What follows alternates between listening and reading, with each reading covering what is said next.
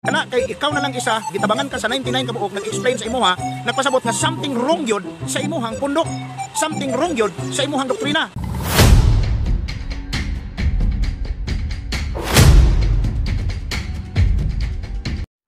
Kung ang prinsipyo tungod kay gitabangan ka or daghan kaayong nangurhier nimo, ang katong nangurek nimo or tinuod na sila, usa ka na ka dako nga butang nga diin pagpamatuod nga even ikaw nga nagsulti di ka tinuod.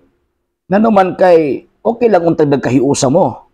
Kanang not less than 45,000 Christian denominations nga milukop sa tibuok kalibutan nga nangatake sa simbahang Katolika, sa ilang isig ka mga pundok, di po sila magkasinabot. Okay lang unta nga kanang 45,000 Christian denominations usa lang nakabuok. Kaya para makaingon ta ba nga gikorek sa daghan tinuod gyud ni kining maong mga tawanan, pero mo nagkasinabot. Bisag ika na imuhang pundok o ba mga pundok o mo nagkasinabot. Wa mo nagkahiusa. So buot ipasabot dili ang katong pundok nga inyong gikurhier kuno kining maong simbahang Katolika ang sayop, kamo ang sayop. Ngano man kay na mo nagkadaiyang interpretasyon sumala og subay sa inyohang gibasa sa balaang kasulatan. Number 2, ang kamatuoran di man pud napadaghanay. Ngano man kay kung nato ang tan-aw ng balaang kasulatan, daghan ba ang mga laglag? Daghan ba ang maadtong impyerno? Nga pagkahuman kung mingon taog ang kamatuoran nagabase sa gidaghanon, mamahimong tinuod to nagpapatay kang Kristo. Sa dihang tawag ining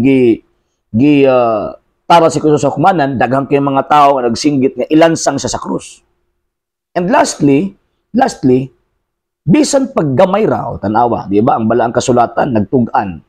Una, si Kristo ang una, usara ka buok, pagkahuman, ikaduha, nahimo silang 13, akit apil tong 12 ka mga apostoles, nahimong 72, nahimong 150, ug uban pa. Ano sa man sila midaghan pagsakto? After na sa tawag ining day of a Pentecost. At that time, daghang kaayo ang nangatake nila.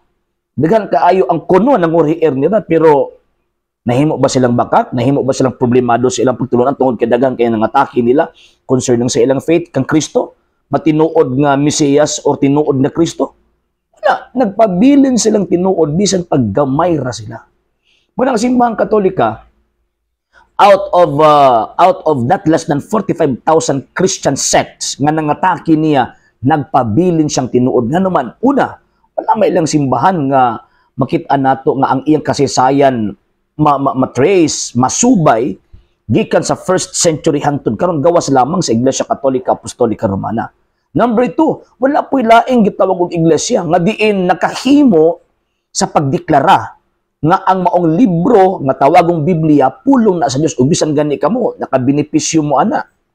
And lastly, mga sir ug mga maapil ning pastoy nga ato ang gi-reaksyonan sa katapusan kining maong iglesia mauni ang giingon ni Ginoong Jesucristo nga et forte inferi non prevalebant adversus iam. Bisag ang ganghaan sa impyerno dili gyud makabuntog niini.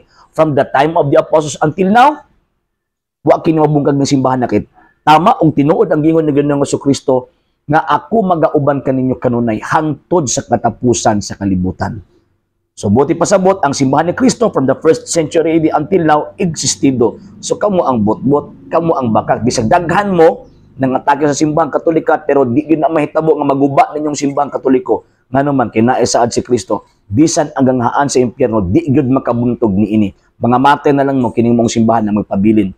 Tungod kay ang Dios ng saad magpabilin gana kaniya, tungod kay ang founder, ang tag-iya ni ining mong simbahan na ang Kristo nga Ginoo nga atong manluluwas.